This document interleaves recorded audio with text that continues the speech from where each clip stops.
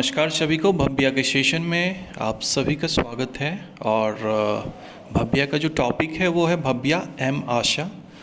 M आशा के बारे में जैसा कि सभी जान रहे हैं कि एम आशा पिछले 2-3 महीने से ही स्टार्ट हुआ है और आने वाले दिनों में लगभग ऐसा तय है कि जो आपका अश्विन पोर्टल है वो उसका समायोजन जो है वो भव्या एम आशा में कर दिया जाएगा। इसलिए भव्या एम आशा सभी आशा और आशा फैसिलिटेटर के लिए बहुत ही इम्पॉर्टेंट है और एक एक चीज़ के बारे में जानना उतना ही इम्पॉर्टेंट है आप सभी आशा को।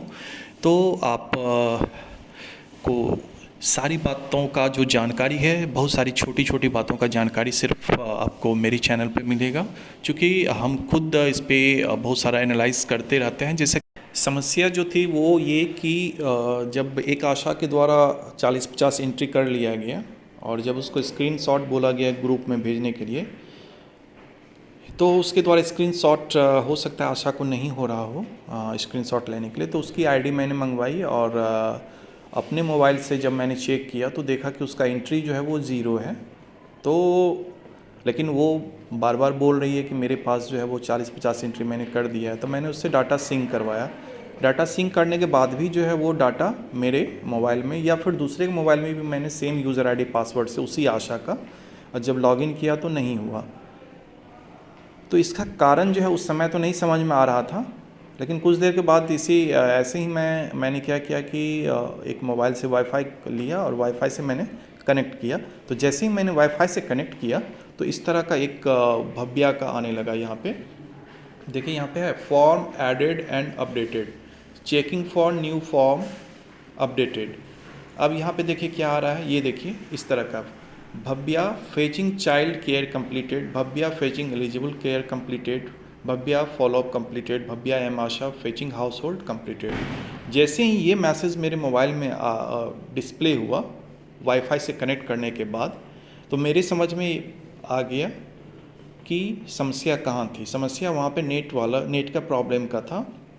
जो आशा के द्वारा जो फॉर्म ऐड किया गया, तो ऐड होने के बाद वो क्या होता है, सर्वर पे अपलोड होता है, और अपलोड होने के बाद जब उसी डाटा को आप किसी दूसरे मोबाइल से लॉगिन करके खोलते हैं तो वहाँ उस डाटा को फिर से बुलाया जाता है। उसको बोलते हैं फेच करना, डाटा को फेच करना, ठीक है।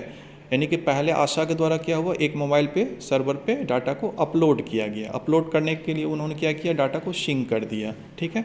डाटा सिंक किया तो सर्वर पे तो नज़र आ गया, लेकिन उसी आशा का आईडी यदि हम दूसरे मोबाइल में खोल रहे हैं तो वो डाटा नहीं खुल रहा है, डाटा 0 शो कर रहा है।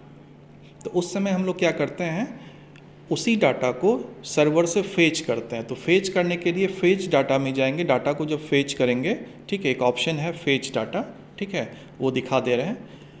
तो यदि आप फेच डाटा नहीं भी करते हैं और आपका नेट स्पीड अच्छा रहता है या फिर आप वाईफाई से कनेक्ट करते हैं अपने मोबाइल को, तो एम आशा में इस तरह से आपका इस नोटिफिकेशन आने लगेगा भव्या एम आशा का, ठीक है। ये देख रहे हैं फॉर्म एडेड अपडेटेड।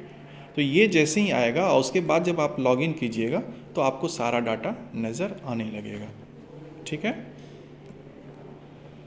तो समझ में आ गया होगा मेरा कहने का क्या मकसद था, कि घबराए नहीं। एक मोबाइल में शो कर रहा है, दूसरे में नहीं शो कर रहा है, तो इसका रीज़न क्या है, डाटा अपलोड तो हो गया लेकिन डाटा फेच नहीं हो रहा। यही हुआ फेच डाटा, ठीक है। ये देखिए फेच डाटा, इसको हम हिंदी में करके बताते हैं आपको, हिंदी में क्या होता है फेच डाटा का।